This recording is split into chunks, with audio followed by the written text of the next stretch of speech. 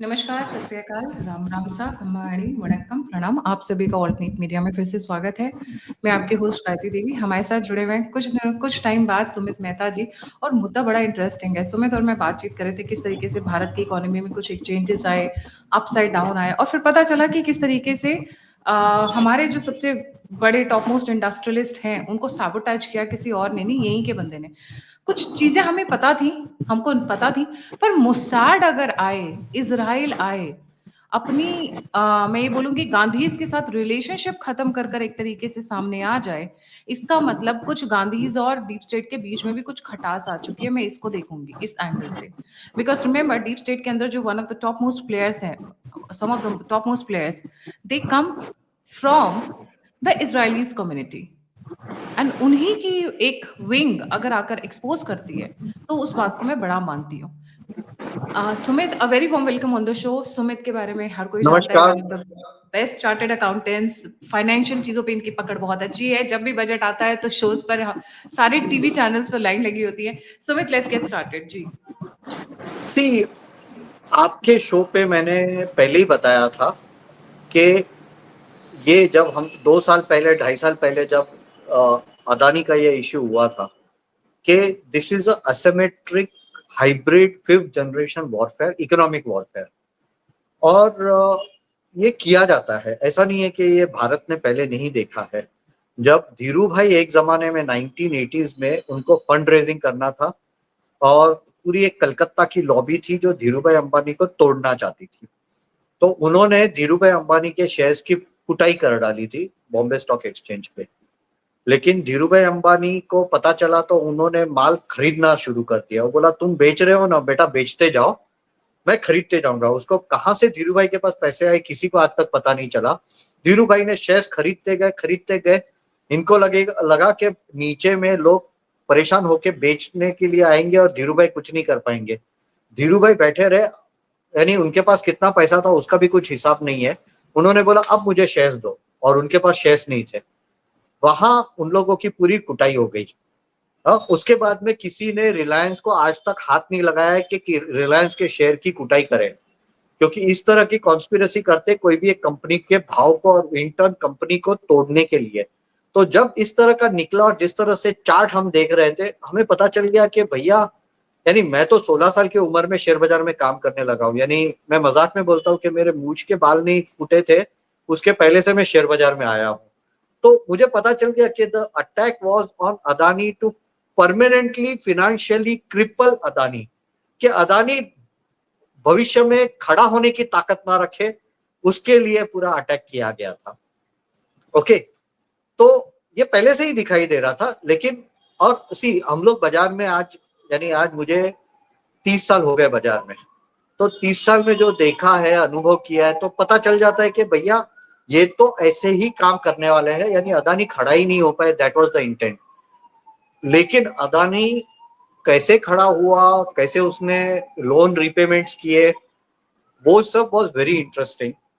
और अब पता चलता है कि इसके पीछे जो फॉरेन हैंड था, तब भी फॉरेन हैंड था क्योंकि हिंडनबर्ग का रिपोर्ट आया, तभी पता चल गया था it was a foreign hand. तभी पता चल गया था कि मैंने तब आपके शो में बोला था कि इसके अंदर चेन्नई का एक बंदा जो कि राजमाता के एकदम क्लोज है और उसका पैसा मैनेज करता है, उसका हाथ दिखाई दे रहा है। ये मैंने तभी बोला था। आपके हाँ, शो जो पे अगर वो जो गोभी पुराने भी शो उगाते थे, देखेंगे। जो गोभी भी उगाते थे, लुंगी भी पहनते थे। अब इससे ज्यादा हिंट नहीं देंगे हम जी। हाँ हाँ, नहीं नहीं नहीं, उसके बारे में है ना, पाकिस्तान के एक जनरल ने बोला था कि आप देखिए ये भाई साहब है, इतने बड़े देश के इतने पावरफुल मिनिस्टर है, लेकिन वो तो सिर्फ एक लुंगी, सफेद लुंगी और सफेद शर्ट पहन के घूमते हैं, और हमारे यहाँ लोगों को सूट पहनना होता है, ये करना होता है। हाँ, तो एनीवेज, तो उसका भी हाथ होना चाहिए, क्योंकि ये रिपोर्ट पढ़ के ही हमें पता चल रहा था कि गेम चल रहा है। दिस इज अ, हम लोग बोलते हैं ना वो, एक असैसिनेशन अटेम्प्ट जो बोलते हैं कि मर्डर का अटेम्प्ट, वैसा वाला था। अब मोसाद ने प्रूव किया है, 335 पेज नहीं, 353 पेज का रिपोर्ट है उनका। मैंने जितना सुना है, समझ में आया है कि ये पूरा काम ओवरसीज फ्रेंड्स ऑफ कांग्रेस के इलियोनॉय के बाजू के ऑफिस से पूरा काम हुआ है। और मुझे नहीं लगता कि ये सिर्फ इलियनॉय में सिर्फ मीटिंग्स हुई होगी, पैसा पैसा दिया गया होगा हिंडनबर्ग को, ओके, और उसको बोला गया होगा ये रिपोर्ट बना रहे हैं, तुम ये रिपोर्ट पब्लिश करो तुम्हारे नाम पे, क्योंकि हमारे नाम पे हम पब्लिश नहीं करना चाहते, ओके। मुझे यहां तक कॉन्फिडेंस है कि दिल्ली और चेन्नई के लोगों ने अहमदाबाद में किसी को भेजा होगा, और ये काम इतना शॉर्टी था। मैंने जब रिपोर्ट पढ़ा और बाद में मैं दूसरे एक सीए से बात कर रहा था, मैं बोला ये क्या बकवास है, इससे अच्छा रिपोर्ट तो अगर कोई हो तो बच्चा लिख डाले, इन लोग ने क्या बकवास की है। लेकिन उन लोग ने क्या किया था, मीडिया को साथ में लिया। आप देखिए कांग्रेस ने 3 मिनट के अंदर, वो हिंडनबर्ग ने रिपोर्ट रिलीज की, मीडिया में आया 3 मिनट के अंदर, रात को एकदम ऐसे 3:30 बजे या 2:30 बजे के आसपास कांग्रेस ने वो पोस्ट किया। यानी क्या रात को 2-2:30 बजे आप 3 मिनट के गैप पे, यानी आपको पता था कि भैया ये आपने ट्वीट करना है, ओके, आपको पहले से बोल दिया गया था इतने बजे होगा। जैसे अब मैं, आप ये कल सुबह या दोपहर को या शाम को आप डालोगे, आप मुझे बताओगे इतने बजे मैं ये वीडियो अपलोड कर रही हूँ, तो मैं इमीडिएटली 5 मिनट के बाद मेरे सोशल मीडिया हैंडल्स पे डाल दूंगा कि भैया मेरा इंटरव्यू है। ये पूरा उस तरह का कोऑर्डिनेटेड काम था, ओके। और मेरा एक डाउट है नाउ, ये मनी ट्रेल्स अगर मोसाद ने ट्रैक किए होंगे तो उसके पास शायद ये डेटा होगा। ये डेटा रिलीज होगा कि नहीं मुझे पता नहीं है। इसमें कांग्रेस के लोग इन्वॉल्व होंगे जिसने टॉप पे माल बेचा होगा। सी शॉर्ट सेलिंग का धंधा कैसे चलता है, मुझे पता है कि मुझे गायत्री के कंपनी के शेयर्स को की कुटाई करनी है। गायत्री के कंपनी का शेयर का भाव 10,000 रुपया है। 10,000 पे मैं ही बेचने के लिए सबसे पहले खड़ा रहूंगा, मैं बेचूंगा, उसके बाद में मैं रिपोर्ट निकालूंगा। फिर वो जब 10,000 का 8,000 होगा तो मैं मेरा प्रॉफिट कवर कर लूंगा। मैं बोलूंगा भैया गायत्री की कंपनी का जो भी हो, मैंने 1 करोड़ शेयर्स बेचे, मैंने 2,000 करोड़ रुपए का प्रॉफिट बना लिया, ओके। और जो कांग्रेस के अंदर ऐसे कुछ बड़े बड़े लोग हैं जिनको हम लोग शेयर बाजार के भाषा में एफआईआई बोलते थे, फॉरेन इंस्टीट्यूशनल इन्वेस्टर्स के, उनका पैसा जो अपने देश में से कमाया था वो टैक्स हेवन से घूम के वापस इंडिया के शेयर बाजार में ही लगता था, ओके। तो हम लोग उनको एफआईआई करके ही बुलाते थे। तो मुझे कॉन्फिडेंस है कि इसके अंदर जो टॉप पे जब रिपोर्ट निकला, उसके पहले जो माल बेचा गया था, जो शॉर्ट सेलिंग हुई थी, जिसके अंदर किंगस्टन होल्डिंग्स करके एक कंपनी का भी इन्वॉल्वमेंट था, जिसके अंदर जो बंदा था उसकी वाइफ चाइनीज है, उस वैसे ही इवन कांग्रेस के लोगों ने भी शॉर्ट सेलिंग किया होगा, उसका मुझे कॉन्फिडेंस है। डेटा आने पे ये भी प्रूव हो जाएगा, अगर ये डेटा जब भी आएगा, क्योंकि मैं बाजार में रह चुका हूं, मुझे पता है कि अगर मैं ऐसा रिपोर्ट निकालने वाला हूं, मैं एक्सपेक्ट कर रहा हूं कि भाव टूटना है, तो मैं क्यों पैसा ना कमाऊं, मैं तो पहले पैसा कमाने के लिए बैठूंगा। तो this is a proper plan by Congress to hit Indian economy, to hurt Adani, कि अदानी कभी खड़ा ही ना हो पाए, अदानी के हाथ पैर काट के उसको फेंक दो रास्ते पे, वो उसका काम था, उनका एजेंडा था। जी। सुमित, मोसाड इस चीज़ को रिलीज़ कर रही है, मोसाड इसमें कर रही है, इसका मतलब कहीं न कहीं इज़राइली कम्युनिटीज़ और इन लोगों के साथ में उनका खटाई हो चुका है रिलेशन। बिकॉज़ अदरवाइज़ इतना ओपनली किसी किसी गवर्नमेंट का, किसी कंट्री का जो इंटेलिजेंस एजेंसी है, वो इतना ओपनली आके कभी नहीं बोलता है। इसका मतलब कुछ सी और भी पीछे चल रहा है, that they have come out at this moment and put forward this matter. जी। सी इसमें दो चीजें हैं। Mossad is a very professional agency, जितना मैंने सुना है। मेरे कुछ लोग कनेक्ट्स में कुछ लोग इजराइल जाके आए हैं। मैंने कुछ इजरायली फंड्स के साथ इंडिया में काम भी किया है। आपको सरप्राइज होगा, आपके दर्शकों को भी एक सरप्राइज हो जाएंगे कि इजराइल के जो भी फंड मैनेजर्स इंडिया आते हैं वो सिर्फ 2 ही होटल में रुकते हैं, वो तीसरी होटल में बॉम्बे में रुकते नहीं हैं। उनको सिक्योरिटी वार्निंग दी गई है आफ्टर 26/11 कि आपने सिर्फ ये 2 होटल्स में ही रहना है, ओके। और वो 2 होटल का सिक्योरिटी जो है वो मोसाद के एजेंसीज को दिया, मोसाद कंट्रोल्ड एजेंसीज को दिया है। वो होटल का सिक्योरिटी चेक में मोसाद के लोग हो, यानी मोसाद ने सर्टिफाइड जो किया है कि ये जो 5, 10 या 5 एजेंसीज है उसमें से ही एक एजेंसी को आप दे सकते हो और किसी को दे नहीं सकते। तो इजराइल का काम करने का तरीका is very professional, very sophisticated. और मुझे ये नहीं लगता कि उन लोग सिर्फ एनिमीज पे ध्यान रखते हैं, उन लोग दोस्तों पे भी ध्यान रखते हैं। उनके लिए दोस्त हो या एनिमी हो, सब का पूरा खबर होना चाहिए। I give you one example. एक बंदा कुछ काम के लिए इजराइल में काफी टाइम तक रहा था। पहले दिन ही उसके लैपटॉप पे स्पाईवेयर डाल दिया गया था, पहले दिन ही। और बाद में दूसरे बंदे ने, इजरायली बंदे ने उसको हंसते हंसते बोला कि हमारे यहाँ तो सब ये होते रहता है, तू आराम से बैठ, तू तेरा काम कर। दूसरे केस में मुझे किसी ने बताया, वो इजराइल जाके आया, कि भैया संभालना, नहीं तो तेरे फोन में भी स्पाईवेयर आ सकता है। And this is what they do even with a person they feel is probably may be innocent. क्योंकि इजराइल जिस मानसिकता से बना है, जो डर के कारण बैठा है, उनके अंदर एक ऐसा होता है, वो एक नेचुरल इंस्टिंक्ट आ जाता है, एक नेचुरल रिएक्शन होता है कि कल सुबह सुमित या गायत्री मेरा नुकसान ना कर दे, उसके बदले मैं उसके ऊपर ध्यान रखूं। तो और ये हम लोग देखते हैं, क्योंकि जो इजरायली फंड मैनेजर्स इंडिया आते हैं, उनके साथ भी जब बात करते हैं, उन लोग में जो कॉशन होता है, जो एक बिहेवियर से पता चलता है कि दे आर वेरी गार्डेड। उन लोग ऐसे, जैसे हम लोग अब बात कर रहे हैं, उतनी फ्रैंकली देखो, बात नहीं करेंगे। तो जहाँ उन जहाँ लोग, मैं भरोसा बोलूं, होता है उनके वहीं पास धोखा ये होता है, डेटा, तो वो भरोसा ही नहीं करते हैं, सिंपल। भरोसा नहीं कर सकते। और दूसरा क्या है, उनके पास ये डेटा पहले से ही होगा। हिंडनबर्ग में नेट एंडरसन भी जू है, ओके। उसने इसके पहले एक अटैक किया था टेस्ला पे, इलॉन मस्क पे, ओके। तो उस उन लोग ने क्या काम किया है, क्या चल रहा है, कहाँ, अगर अगर अदानी हाइफा पोर्ट ले रहा है, तो अदानी क्या गड़बड़ी कर सकता है, वो अदानी के दोस्तों को भी ट्रैक करते होंगे। अदानी की कहाँ कहाँ पंगे चल रहे हैं, वो लोग क्या गड़बड़ी कर सकते हैं, क्योंकि उनको खुद का प्रोजेक्ट बराबर चलाना है, हाइफा का। तो उन लोग अदानी को भी ट्रैक करते होंगे, अदानी के दुश्मनों को भी ट्रैक करते होंगे। तो उन्होंने पूरा ये मसाला जमा किया। क्योंकि इसमें एक दूसरा अटेम्प्ट था, आप इसराइल के एंगल से देखिए, कि अगर अदानी ये प्रोजेक्ट चालू नहीं, अगर फंड रेजिंग, सी ये टाइमिंग कब था, जब अदानी 120 करोड़ डॉलर का फंड रेजिंग करने वाला था, रफली 20,000 करोड़ का उसका फंड रेजिंग था, एक एफपीओ था। अगर वो एफपीओ नहीं होता तो वो हाइफा पोर्ट भी नहीं बना पाता। आप इसराइल का थॉट प्रोसेस उसके इकोनॉमिक सिक्योरिटी के एंगल से देखिए, तो बोलेगा कि अगर अदानी को कुछ नुकसान होता है तो मेरा पोर्ट प्रोजेक्ट नहीं होगा, मेरा पोर्ट प्रोजेक्ट नहीं होगा, मेरा इकोनॉमिक डेवलपमेंट अटक जाएगा, ओके। तो I have to keep a eye on everyone who is trying to hit Haifa port, directly, indirectly, openly, covertly.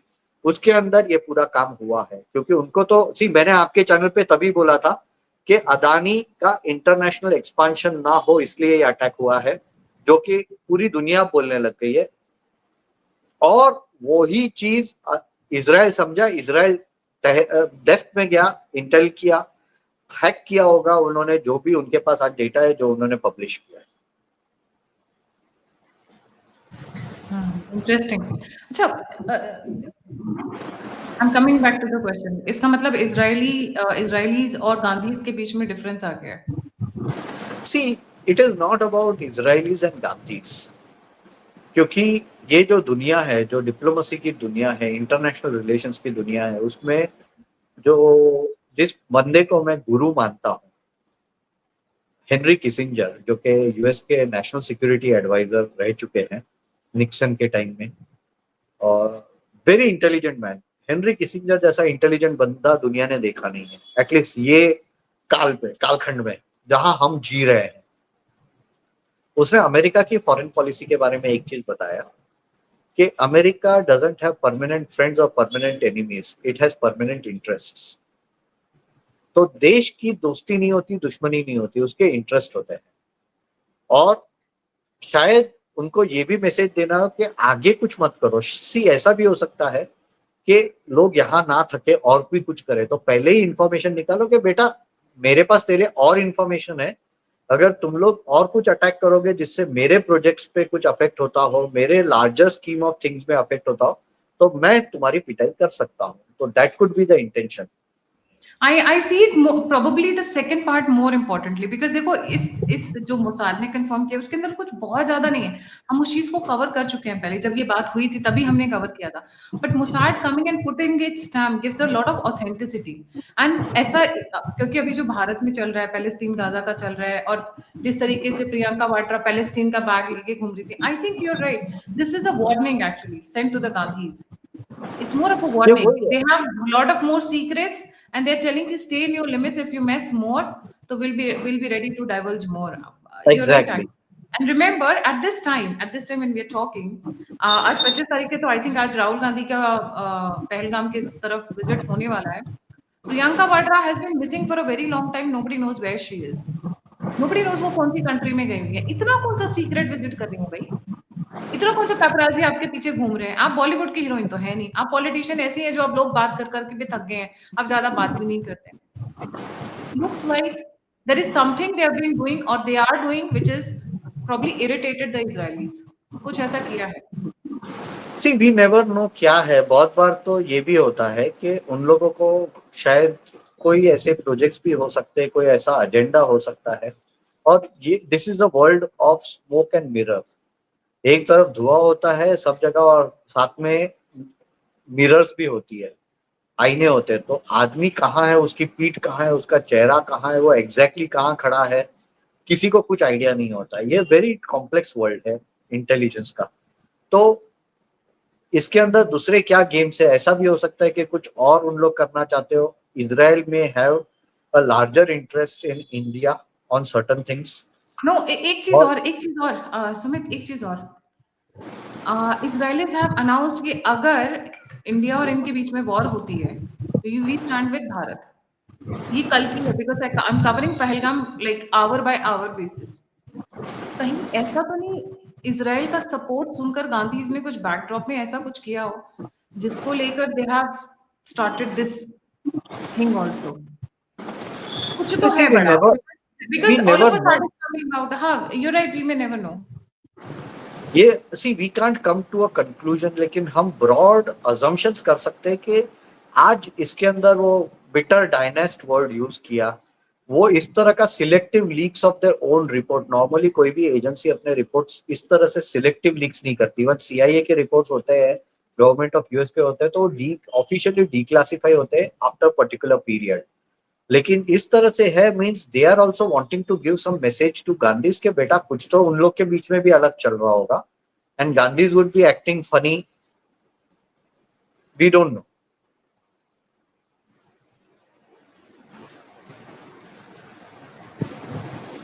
जी। सुमित आप ऑफ द रिकॉर्ड बता रहे थे कि Gandhis have spoiled the Indian economy many times. इन्होंने कई बार बर्बाद किया है देश को और हर बार एक नई होता है ना ऊँचाइयों तो एक बार हर बार एक नई बॉटम को टच किया है। जी।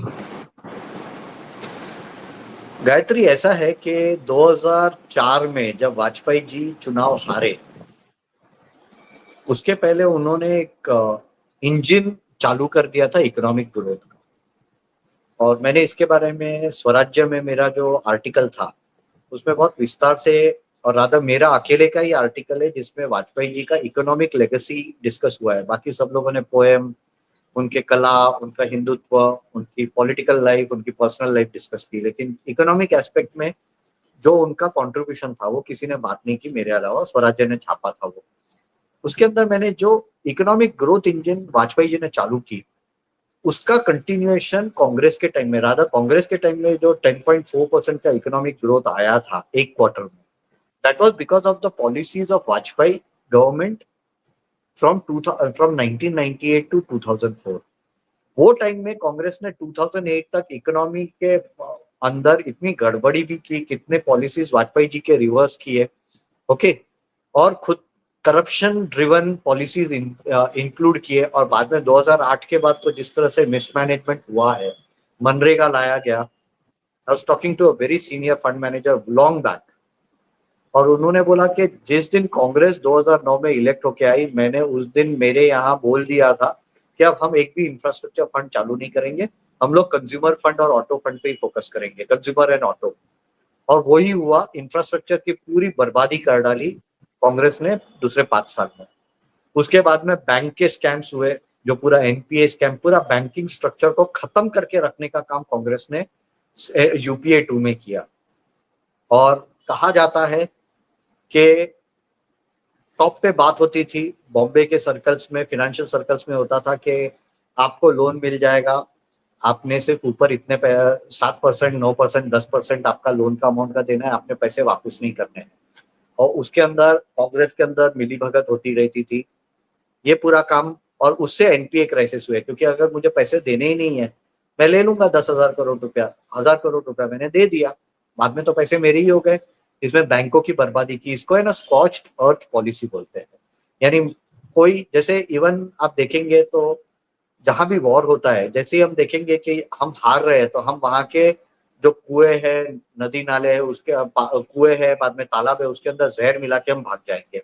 हम जो खेत है, खेत खलियान है, जला के भाग जाएंगे, जिससे वहां जो कंट्रोल करना है वो भी मैनेज ना कर सके। अन्ना मूवमेंट के बाद कांग्रेस को समझ में आ गया, इलेक्शन अब 5 साल तो उन लोग को राज नहीं करने मिलेगा, तो बोला इकोनॉमी बर्बाद करके इनके हाथ में दे दो, देख लेते इन लोग क्या करते हैं। इनको पता नहीं था कि नसीब से क्लियर मेजोरिटी के साथ नरेंद्र भाई की गवर्नमेंट आएगी, और नरेंद्र भाई इस तरह से बैंकिंग रिफॉर्म्स लेके आएंगे, आईबीसी लेके आएंगे और इकोनॉमी को रिस्टार्ट करेंगे। लेकिन कांग्रेस की जो मानसिकता है कि भैया अगर मुझे नहीं मिल रहा है, मराठी में कहावत है हमारे यहाँ कि ना तुला ना माला घाल कुतऱ्याला, यानी अगर मुझे रोटी नहीं मिल रही है ना, तो मैं तुझे भी खाने नहीं दूंगा, भले कुत्ता खा जाए। तो कांग्रेस की वो मेंटालिटी है कि मुझे कुछ नहीं करना है, अब मेरे हाथ में तो सत्ता आने से रही, तो मैं देश को बर्बाद ही कर डालूं, मुझे फर्क नहीं पड़ रहा है, क्योंकि राज मैंने करना ही नहीं है। अब आप देखिए जिस तरह का सिचुएशन, आप देखिए बहुत सारे कांग्रेस हैंडल वेदांता के सामने जब चाइना ने अटैक किया था, ओके, तब उसको सपोर्ट करने वाले कांग्रेसी लोग थे, उसके सिलेक्ट हैंडल्स थे, ओके। उसके बाद में आप देखिए सेव आरए कैंपेन में कांग्रेस का इन्वॉल्वमेंट था, जब अपना मेट्रो प्रोजेक्ट अटका दिया गया था बॉम्बे में। जो भी बड़े प्रोजेक्ट है, इवन आप देखिए नर्मदा बचाओ आंदोलन में भी इनडायरेक्टली कांग्रेस के लोग ही इन्वॉल्व थे, कि कांग्रेस के गवर्नमेंट ने नर्मदा बचाओ आंदोलन, जो कि एक स्टेट गवर्नमेंट के अगेंस्ट में, वो भी मल्टी स्टेट गवर्नमेंट, ओके, उसके प्रोजेक्ट के अगेंस्ट में पैसा उसको कहां से मिल रहा था, उसको स्टेट कंपनी, स्टेट पीएसयू पैसा दे रही थी। यानी कांग्रेस ने फोन किया होगा कि मेधा पाटकर को पैसा दो, वो गुजरात, एमपी और महाराष्ट्र के अगेंस्ट में प्रोजेक्ट अटकाने के लिए काम कर रही है। तो इस तरह का economic warfare against the country Congress तब भी कर रही थी जब वो सत्ता में थी। अब तो सत्ता में नहीं है, तो वो बोलेगी बर्बाद हो जाए देश, मुझे फर्क नहीं पड़ता, भले देश जल जाए, मैं तो बैंकॉक, सिंगापुर, थाईलैंड, सब जगह मैं आराम से रह सकता हूँ, पैसा तो है ही, भले देश बर्बाद हो जाए। तो मेरा ये थियरी है।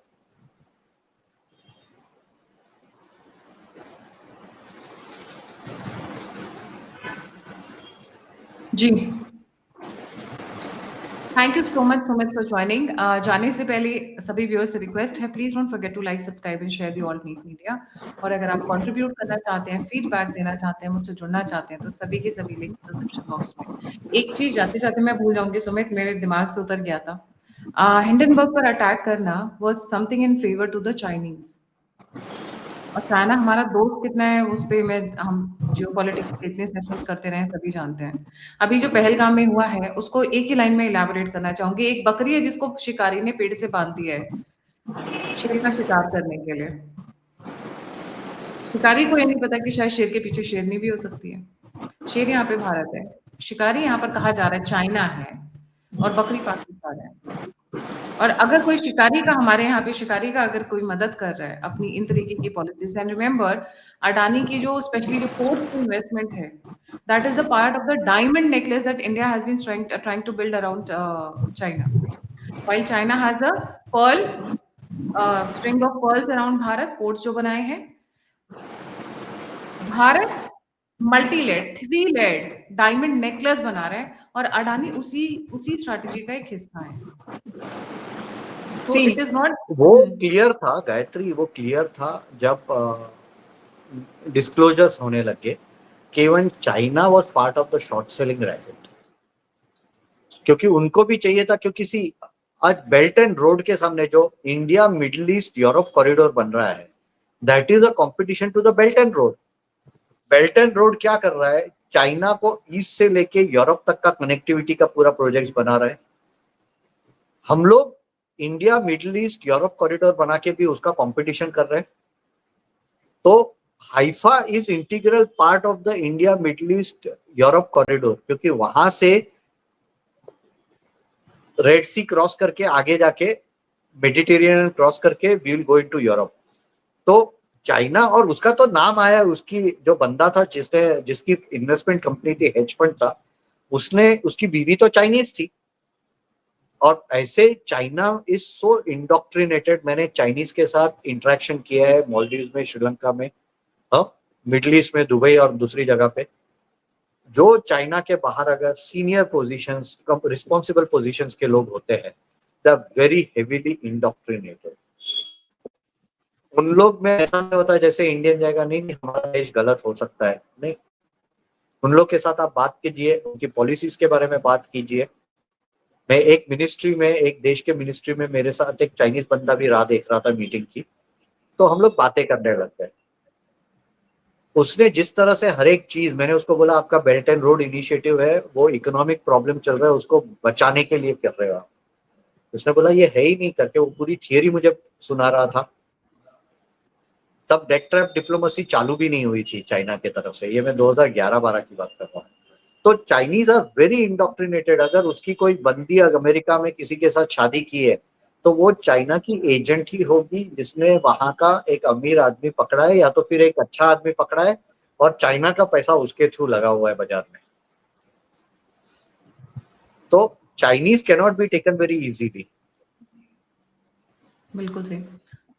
जी, thank you so much Sumit. Like, subscribe और शेयर करना नहीं भूलिएगा। और अगर आप कंट्रीब्यूट करना चाहते हैं, मेरे को सहयोग करना चाहते हैं, मदद करना चाहते हैं, तो यूपीआई और नंबर दोनों स्क्रीन के ऊपर है। इसी के साथ जय हिंद, जय श्री राम, हर हर महादेव।